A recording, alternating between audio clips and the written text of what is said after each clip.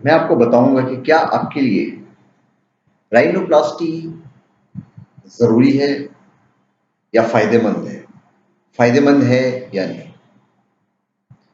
चेहरा मन का आईना होता है, तो प्लास्टिक सर्जरी करवाने से पहले 2 बार विचार करें।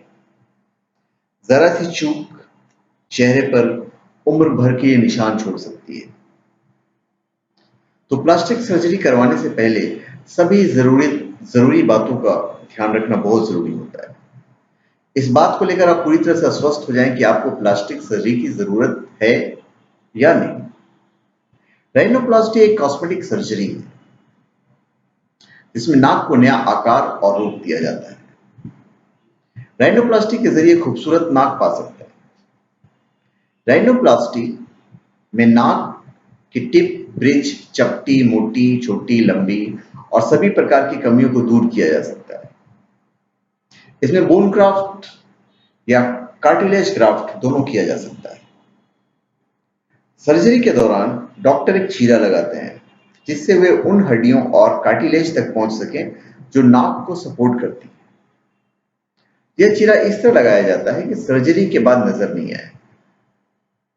हड्डी और कार्टिलेज जो उपस्थिति है, हड्डी और कार्टिलेज को मन मुताबिक समायोजित किया जाता है और फिर उसे पुनः व्यवस्थित कर दिया जाता है।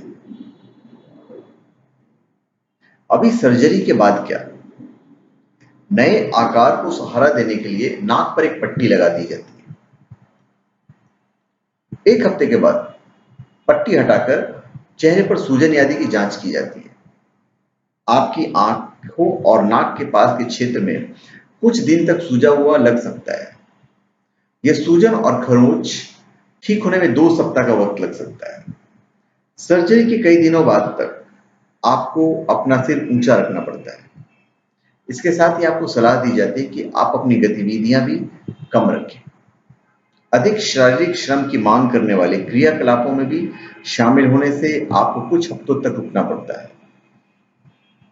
अभी क्यों की जाती है सर्जरी? राइनोप्लास्टी से नाक को नया आकार और रूप दिया जाता है। इसके अलावा यदि नाक में किसी प्रकार की कमी हो तो राइनोप्लास्टी द्वारा उसे सुधारा जा सकता है।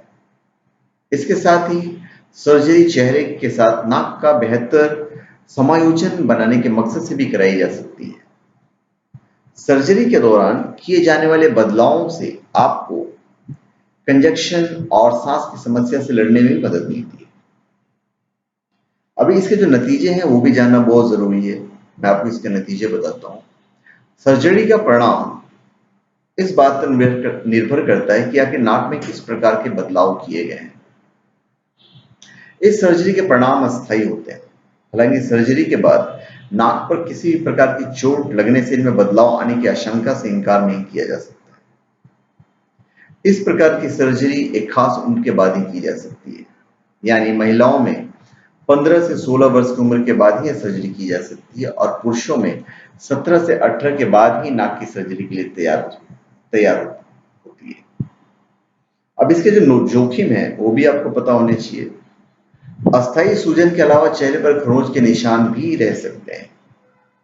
इसके साथ ही आपको कुछ समस्याएं भी हो सकती है, जैसे रक्तस्राव, नाक की झिल्ली पर चोट, त्वचा संबंधी समस्याएं, नाक अवरुद्ध होना।